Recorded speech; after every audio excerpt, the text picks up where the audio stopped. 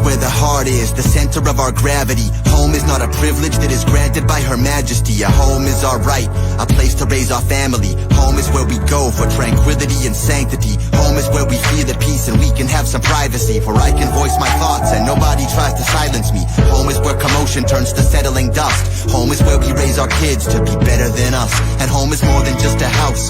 Home is where there's unity. Home is where we gather. Home is our communities. Home is the connection that we share when we trust. Home is not about me, home is about us. Home is the guiding light within that we feel drawn to. Home is the source of our creation we belong to. Let them try with their lies meant to pull us apart. We always find our way home cause we know it by heart. All these long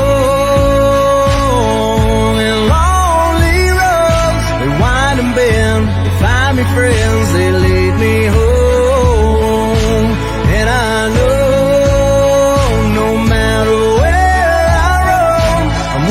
love from high above, I'm not alone. Home is our cities, our states and our countries. Home is the earth below, the sky above me. Home is the truth we instinctively know, helping us to find home everywhere that we go. But there's many false prophets trying to lead us astray, who wanna tell us what to do but not hear what we say.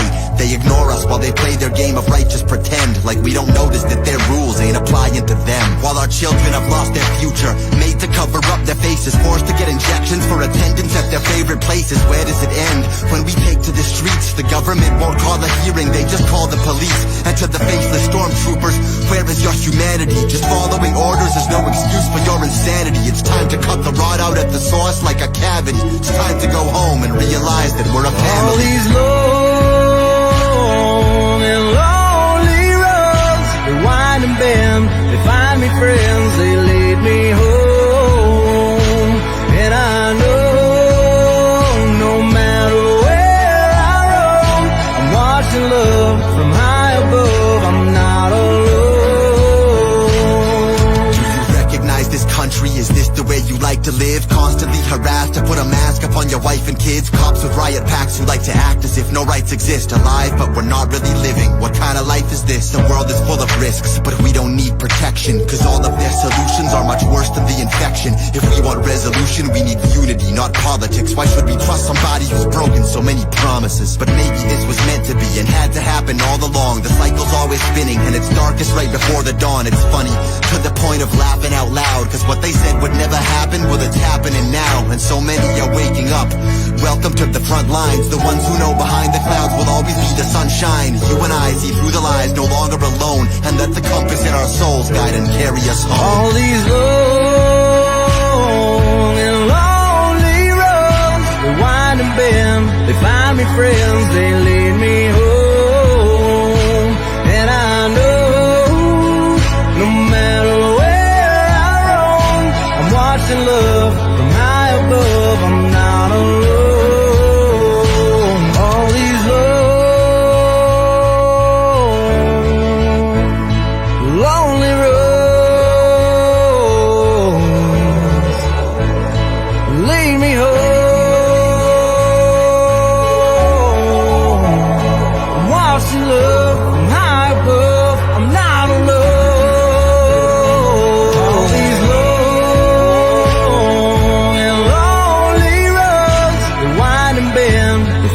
friends, they lead me home. And I know no matter where I roam, I'm watching love from high above, I'm not alone.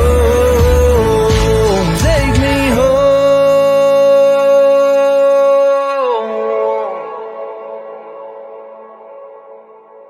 Oh.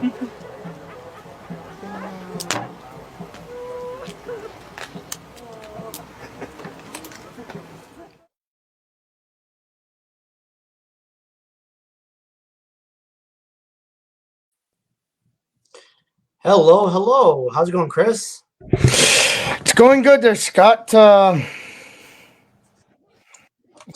it's pretty cool. I love that song. Kind of calms you down and gets you going at the same time before doing a video. And I need a lot of calming down because we made great progress today that we've been working at for how long? Like 3-4 months now? Well, maybe not quite that long, but since January 1st when we started getting signatures of the Constitution. And we'll get to that, what the big news is here shortly. Everyone, please share. Invite all your friends, like our YouTube, share, subscribe. Subscribe to our Facebook page. Follow me on Facebook or YouTube. All right. So, yeah, there's a lot of different things. But before, I want to explain what Canund Nation is before we get into the really good news. So this way people understand that are watching this.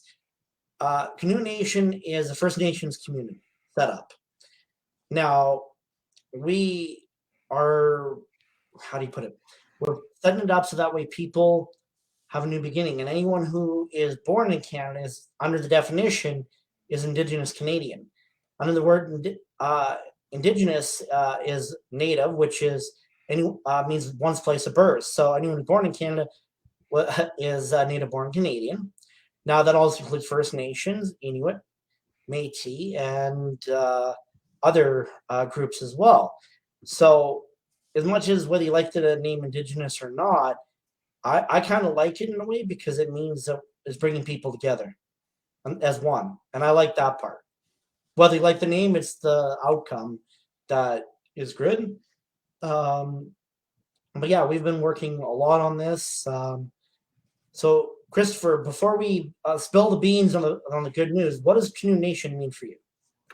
Well, to me, Canund Nation means that, of course, we're going to be able to come together and create a nation, a First Nation to come together to exist by Constitution.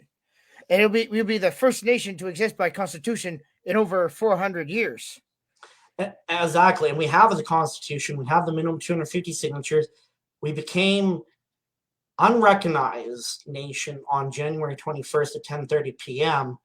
by Constitution. And so that leads to the other part as we come across. Anything else you're looking forward to other than possibly the fishing up there, up on the new land, stuff like that? Well, thing I'm looking forward to is getting the cabins all ready to go, and that way everybody will have a home, and that way there'll be plenty of jobs available as well.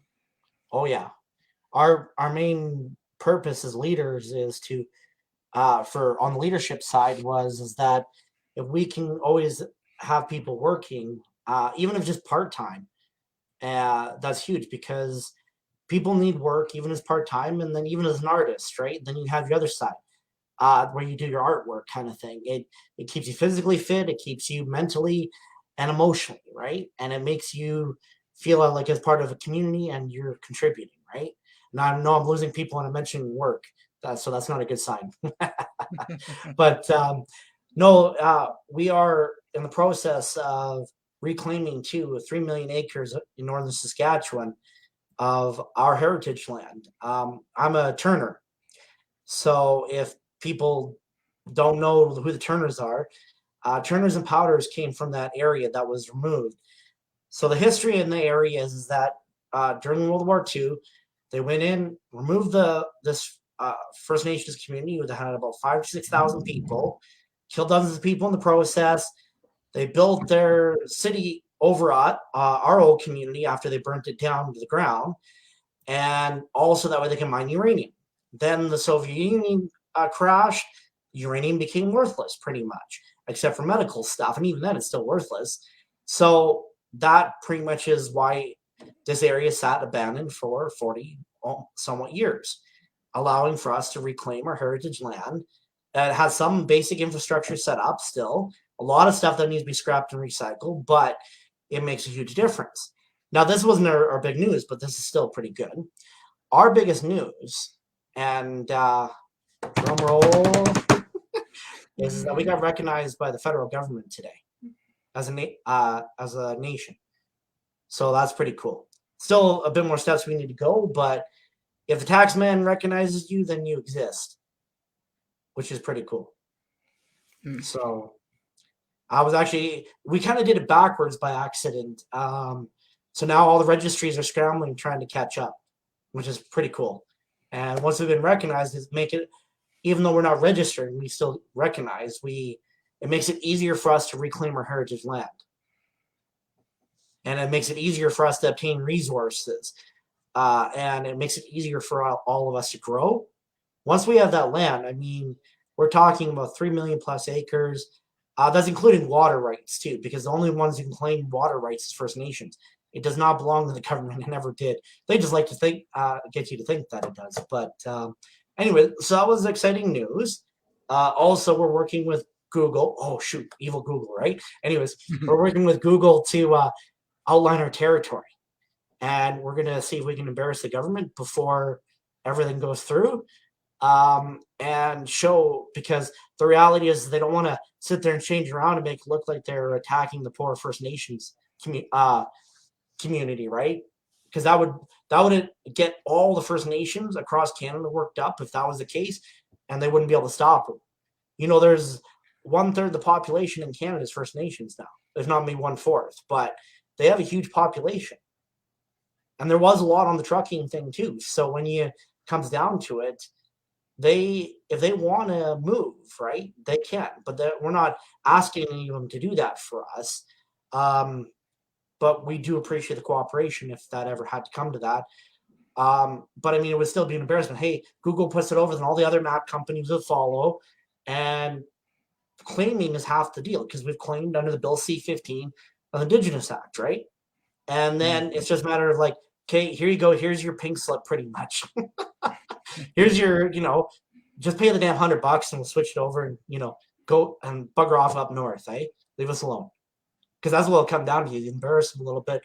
Sometimes the best way or the worst way, depending if liberals get embarrassed, they sit there and fight with you. If it's a conservative government, they'll get, here you go, just go away.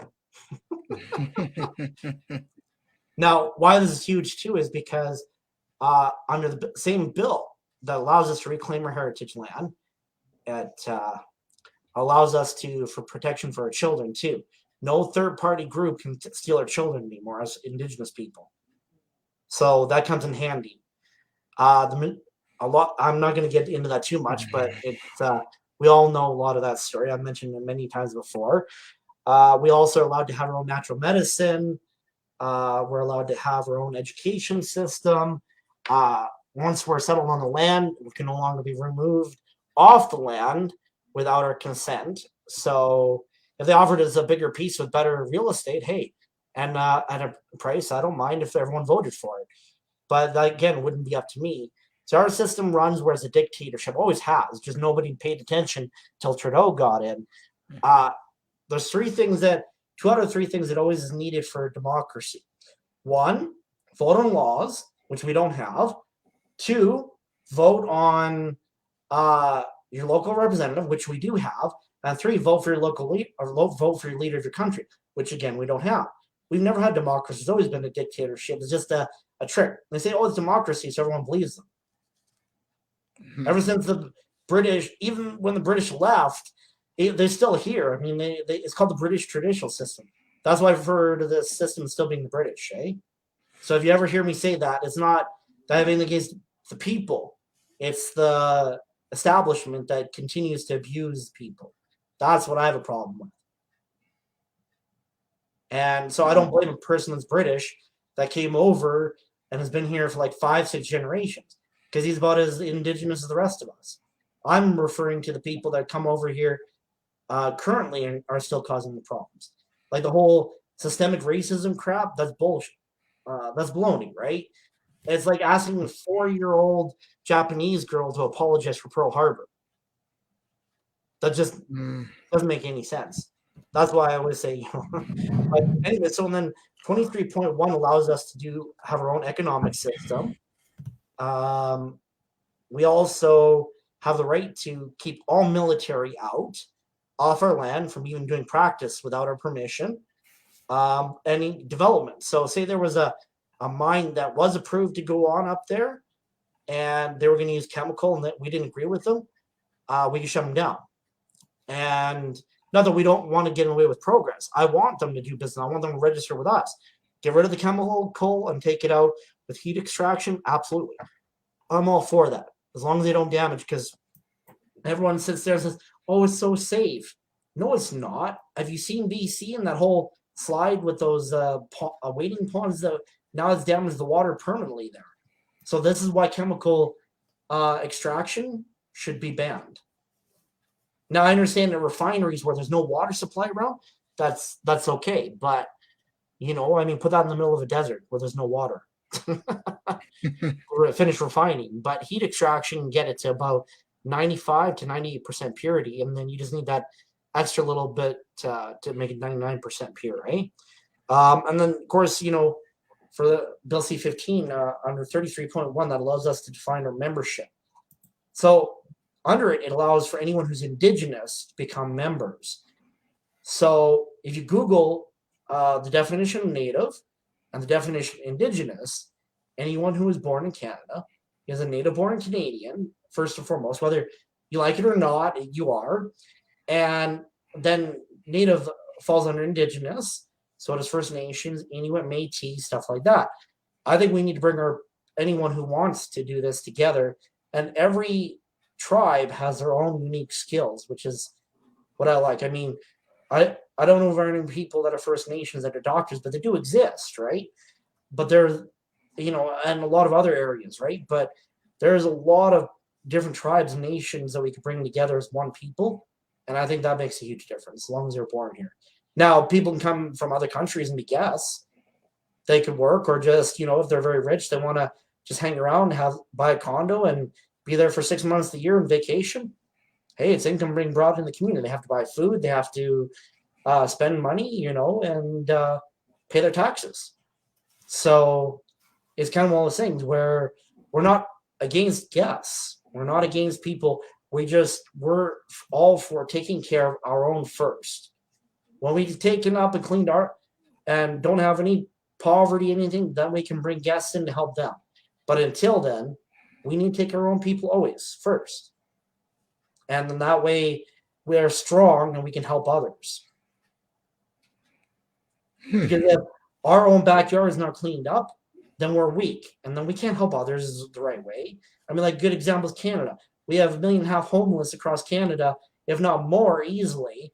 And they're stuck in, horrible conditions. And yet they're putting new people in that into hotels. And I understand where they're coming from. I truly do. And the horrors and stuff like that they've been through. But that's no excuse to treat other people's people better than your own. What are your thoughts on that, Chris? Well, because right now, my thoughts are that we have to have a nation where we actually look out for our own first, because then we'll be in a much better position to help out others when we have the chance. And because right now, we haven't had that in what we call Canada right now. Nope, we have not, because right now we all have to come together and make this work. Absolutely. And so most people don't realize or anything on the reserves that you don't get taxed, right? But we're not a reserve, we're a community, but still First Nation community, right? And the reason why I bring this up, so even though Tax Canada recognized us as an entity, it doesn't mean we have to pay taxes. We let them know, hey, we made this much for the year. But all the organizations around us that would set up, that would let them know what we were doing. And much as we don't want to answer to them, until you're big enough to become a whole country, you need to play ball. And then when we're big enough, we can become our own country. We have our borders clearly defined. We don't need to go under Canadian law to separate, because only international. And so there's a lot of great things we're making progress with. And I'm really hoping these truckers buy us a few years, because that would mean that we're not so rushed to get supplies in the last second. It'd allow for more investment to open up and the whole 9 yards, which is nice. But we do know that they plan on making things, they're going to try this again in 2025 if they failed. That was quite obvious. They've made that quite clear. It was supposed to be under our own tool, but well, he got kicked to the curb. So they'll pick someone else. Whoever's in charge is sold out to get there, right? Yep.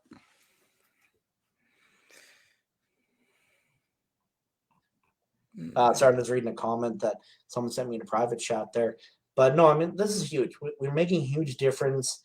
And I mean, how many people said, oh, we're not going to get here? How many people came before us and we beat them here? Like I've known some people that trying to do some constitutional convention crap and stuff, and they still have got a constitution together after 4 or 5 years. I've known when we started, we worked with the people of Salmon at first, and we were the 13th nation to work with them. And as far as I know, the other 12, as far as I know, they're all disbanded. They don't exist anymore. We're the only ones to survive, as far as I know. And it all comes down to stubbornness. Like I was mentioning on the video there last night, there's a reason why we put a council in place. So when people come in, we have an interview and the council votes, because there were a lot of people that were getting in here trying to destroy the organization when we over the past, I guess, first 4 months and the last 2 months, we pretty much have had the council. So they've made the judgment of whether people come in or get kicked out, and it's not up to me. So yes, we're really dictating stuff there, Chris, eh? Yeah. Absolutely. Because we really want to make this work, and we don't want people coming in and trying to hijack it, because, well, you've seen how Antifa and BLM are hijacking the truckers' convoy in Ottawa. Oh, yeah, and then it's just people don't realize how easy it is at this stage to derail a whole organization when you don't have anything set up. Like, if we're up north and we have the court set up, they would face charges. But right now, it's crucial, right? I mean, if the right person was very convincing and a campaigner, they could derail half your people very quickly if they were able to get that truck, right? Mm-hmm. And I catch on really quickly because they'll sit there and they'll attack the leader, right? And it's so obvious. She's just like, yeah, okay, bye, right? I mean, you're not working out here, goodbye. I had one that was leaving, and then when I removed from the chat, she got all mad. I think you should just try to dramatize it on the way out. And our policy is if you're going to leave, we just make sure you don't have an audience on the way out to try to drag people with you. She dragged one person with her, and he came back. I'm not going to say any names, but no, there's a lot of people that, I'll sit there and talk to and try to have faith in, because I believe in people that are the number one resource, right? Without people, you're nothing, right? And we are growing. We the bright side is if we can get recognized by the registries now, which should be in a couple days. They just don't know where to send me. That's the problem, because no one's really done any organization by constitution in a very long time, especially First Nations. So they're like, I have no idea. Just email us and we'll figure it out. I'm like, great. But any organization can exist by constitution in Canada. It doesn't mean you can be sovereign, though. And there's only two groups that can kind of close to be sovereign, and that's like a Hutterite, Amish, Mennonite kind of community kind of thing, which can be sovereign under religious aspects. Then there's the other side, which is First Nations. So if you're not going the First Nation route or the Hutterite route, you're just going to be you're not going to be able to do anything, right? It's very sticky how you do it, but those are the only two that are recognized under international law in Canada, from what I understand. Yes, and I know you've mentioned something about the constitutional conventions.ca people. I mean, their constitutions will not be recognized under international law, because the groups you mentioned that are allowed to exist as close to sovereign on the land are the only groups that are allowed to exist as close to sovereign on the land. I mean, the Constitution. Well, it's First Nations or like Hutterite kind of thing. But with Hutterites, you have the forced religion. Well, it's not fully forced. You can leave any time you want, but you have to believe or you aren't welcome, right? And that's kind of where they're good people, though. Don't get me wrong. They're wonderful people. But in Canund Nation, it's well, either you believe in God or not, I really don't care. Like, we'll have a church and stuff, or like a house of worship is what we call it, like a non-denominational. So you say your prayers of whatever God you believe in, and you leave religion out of it. Is the idea. Like, if you believe in God, you're simply a man or a woman of God, is what I look at it as. Mhm. And if you want to, the ideas with a house of worship is you go in and you can learn whichever way you discover God on your own terms instead of it being thrown down your throat like a good religion does. So I don't believe in. Well, I mean, right in the Bible it says, "Come unto me willingly," right? So that's why I take that serious. But I'm Yeah. not here to lead anyone religiously or spiritually. I'm here to lead you as a community, which is a whole different thing. I just let people know that there is an option if you ever want to go to church, pretty much. But that's not our first priority, kind of thing. Mm. So I do know that a lot of people, when they're coming off addictions, it does help. It gives them something there to put their faith in to help heal and gives them strength. I've seen that work. I've seen it. So I don't, I mean, whether you believe in them or not, it is what it is, right? You're welcome whether you believe in God or not. I just don't believe in religion. That's all. So, Yeah. I mean, you can still always say you're one thing, no one's going to give you a shit. So, Mm. but, anyways, we're kind of getting a little carried away here. Any other questions you got for me, Chris? Well, I'm pretty much good on the questions part as well. Okay.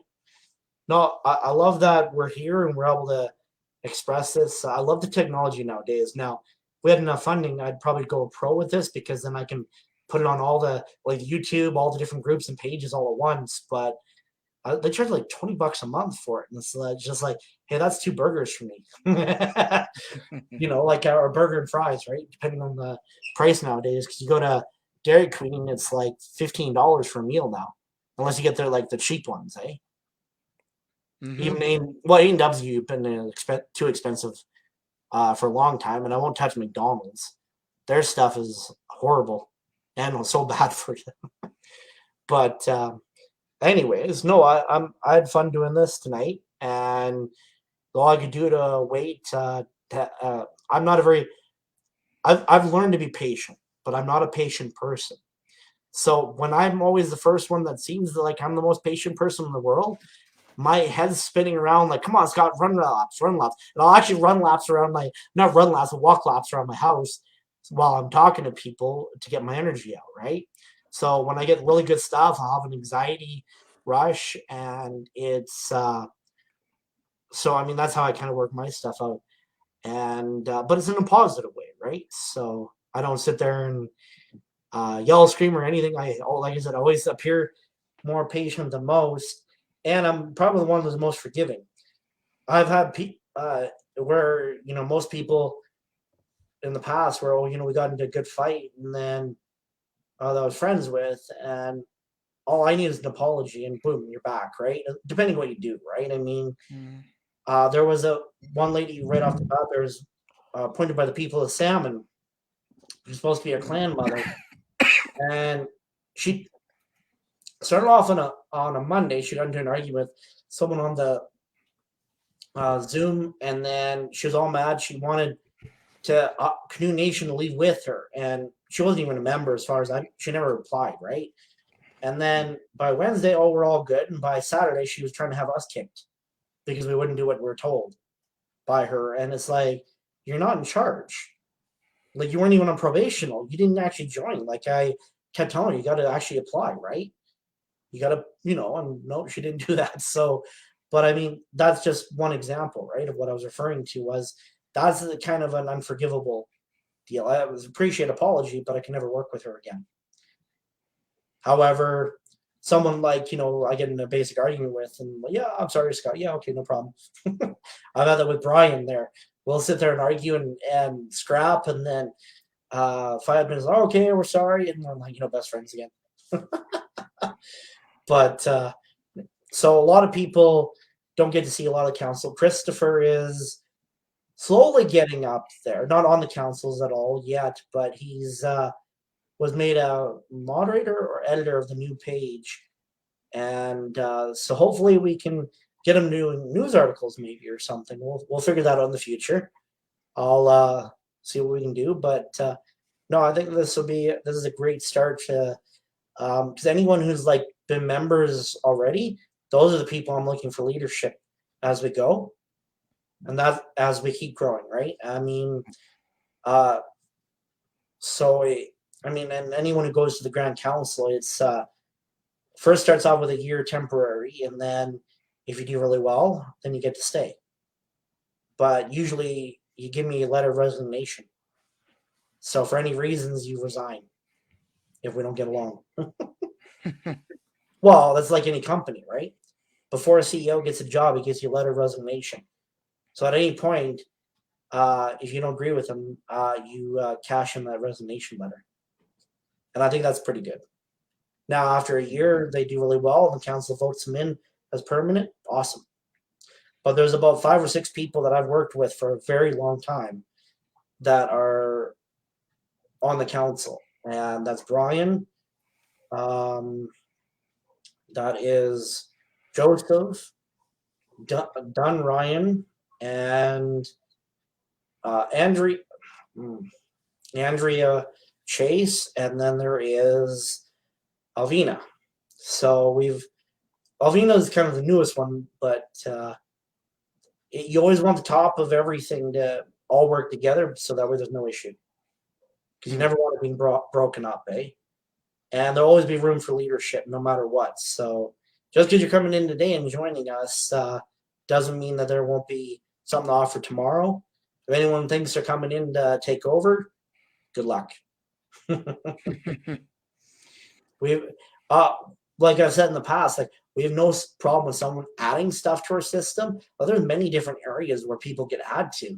But I've noticed most narcissists, they go and attack the current system you have, eh?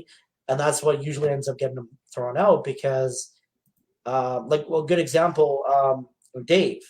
I'm not going to say his last name, but he goes and right off the bat, he started attacking the currency. So, it'll just fail.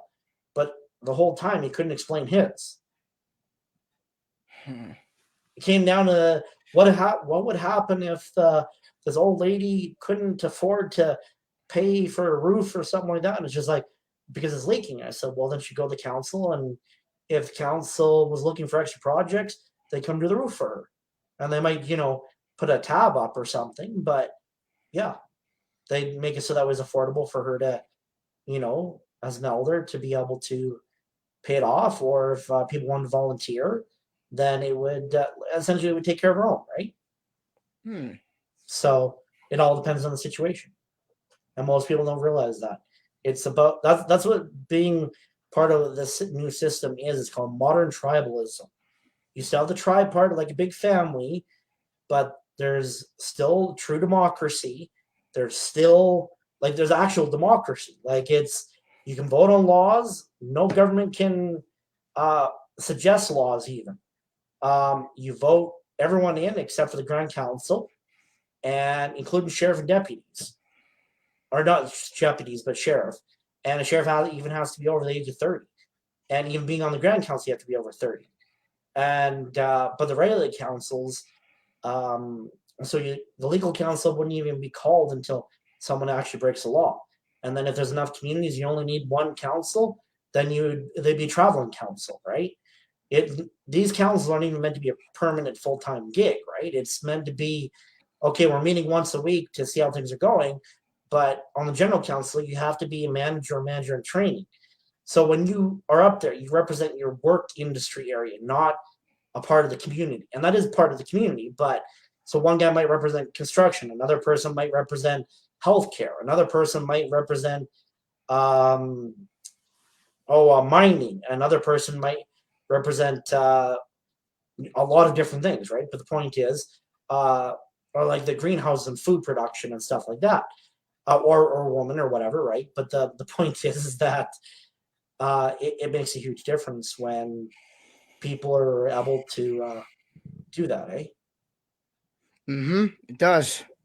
And the reason why I share about industry is because it's like you all coming together, and putting $20 into get pizzas. That kind of same idea, except in this case, you're all coming together and hopefully work together to try to, hey, these people need a new house, so let's see if we can find resources. Now they don't get for free, but they still have to work for it. But you're not paying the rest of your life for it. Maybe this one house costs like normally like 5,000 tokens, so they pay off it off in 2 years. Then maybe there's a clothing shortage or something. Then we'd work with other communities to trade on everything, right? The idea is once we get 30 communities up there, we should be able to produce everything we need, which is nice. And we will no longer need to rely on outside trade except for maybe salt and sugar. And even then, if we can grow our own sugar in greenhouses, that'd be awesome. Yeah, it would be awesome too. But I mean, we'll have honey though galore, right? So, I mean, honey would be a great substitute if we are able to. Yeah, because with honey, you're going to need bees, and you're going to need beekeepers for that as well, and you're going to need men and women to be trained to be beekeepers, so that way they'd be able to collect honey. Oh, absolutely. Well, we're going to try to use those, replicate those easy flow hives things, right? But a real hive could be the size of a pallet, so you could have a whole bunch of them stacked up, and then it's just But I mean, you could do the old-fashioned way too. There's nothing wrong with that. Nothing wrong with it at all. It all depends what you prefer, right? It's more work to do the other way, and that's why bee harvesting or honey harvesting, that's why honey costs so much, right? Whereas if you had those easy flow hives, you can put the tubes in and then open them all up and it goes right into a 5-gallon pail, and then once every so often you open them up, take all the wax out, and there you go. And that would make a huge difference. I mean, especially being in a controlled environment like the greenhouses. I mean, the corns need bees, the tomato plants need bees, everything almost in there will need bees. So we're going to need bees. And then, like I was saying, if we could mass produce white corn, for example, we can make cornflakes. And then if we could spray the cornflakes with honey, we'll have corn honey flakes. Well, it's healthy, right? It's all natural. And so I don't know, there's a lot of stuff we can do, which is awesome. And as you can tell, I'm really worked up and excited, even though that I'm trying to, not run laps while we're talking.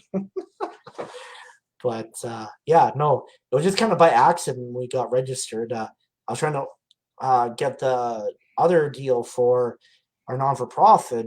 And so I thought, well, what the heck, I'll ask him. And he came back to us. I'm like, yeah, I can register that for you, no problem. I'm like, huh, really? Yep. Okay. So we have an actual tax business number. So it makes it a lot easier when you're trying to register. Well, be acknowledged by the registries. If one department already did it, then the other one can't say, no, you can't, it can't be done. You get where I'm going? Oh, yeah. I don't know how to do it. But, anyways, I know it says 0 views, but I know people are watching, eh? Ever since the whole rally thing, it appears like you only have 1 or 0 views, but you actually have a lot, eh? And that's just Facebook for you. Anything else, Chris, that excites you? Well,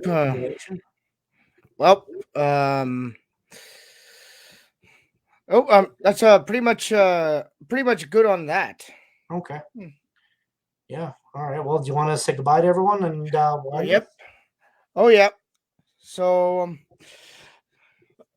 good night, everybody, and I'll be certain that if I am at a protest in my local area, you'll be seeing me hand out more information about the Canund Nation. We'll chat privately about Canund Nation and the ARC program, our economy, and how our new system is going to work, and our Constitution as well.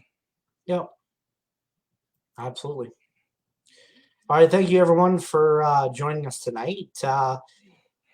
If you can, please donate to our fundraiser. You can still sign the Constitution if you want. And yeah, if you want to become a member, just go to the main site and apply. It's free to join. And yeah, so either way, thank you very much. God bless, and may the Creator be with you.